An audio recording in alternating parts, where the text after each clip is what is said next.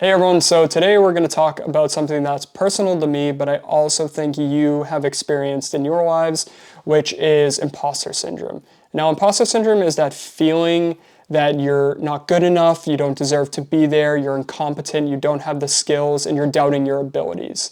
I feel this pretty much every day because I work with such intelligent people, and you probably do too, where people are more experienced and you don't feel like you have the skills to level set with them, to talk with them, to be in the same room as them, right?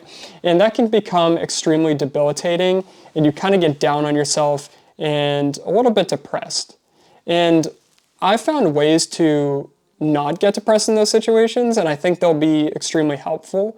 But what I will say is usually imposter syndrome stems from either being something like a people pleaser, a perfectionist, a procrastinator, or what you would call a high achiever.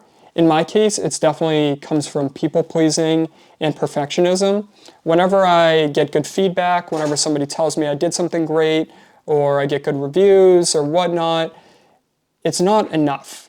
I just continue to think it's not enough, and I gotta do more, I gotta do more, I gotta do more, and then I burn out and it becomes a horrible time, right? And you've probably done this at least a time or two in your life, and it ain't fun.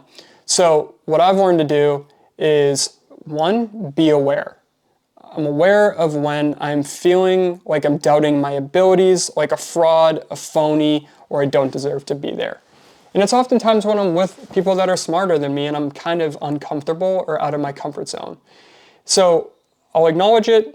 I'll tell myself, listen, you're in a place where it's not in your best interest to just try to prove that you have these abilities you don't, right? When I work with really smart engineers or customers or salespeople, product managers, whatever it is, I'm not trying to tell them I know everything. I'm trying to pretty much say that, hey, I'd like to learn, for a lack of better words, I'm just trying to learn something, or I'm trying to be curious. If I'm curious, I might not feel so much like a phony. I might approach it from, hey, I didn't know something yesterday that I do know today. And I can continue to build on those skills and just continue to get better and better and better. Nobody knows everything. So even if you put people on a pedestal and you think, hey, I don't have the abilities they have, I shouldn't even try. Nobody knows everything. They might have had different circumstances. They might have been doing this for a lot longer than you. Whatever it is, they deserve to be where they're at. You deserve to be where you're at, right? That's a big thing. Don't get down on yourself for it. Just continue to work hard, continue to plug away, and you'll eventually get to the point they're probably at. Or if you don't, you'll be somewhere different, but that doesn't mean it's a bad thing. So be aware, be curious, and tell yourself that you deserve to be in that room, in that position, whatever it may be, right? You deserve it. You're good enough to be there. You don't have to prove yourself.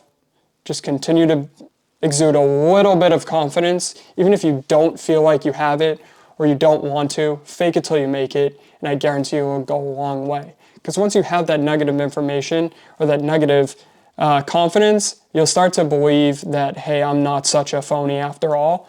And if I just stay curious, if I stay aware, I'm not going to have to feel like a phony anymore. Maybe in 3 to 5 years, I will feel more confident in my abilities, but there's always going to be something you're going to need to learn. You're always going to be a newbie at something. You're not going to know everything. Nobody knows everything.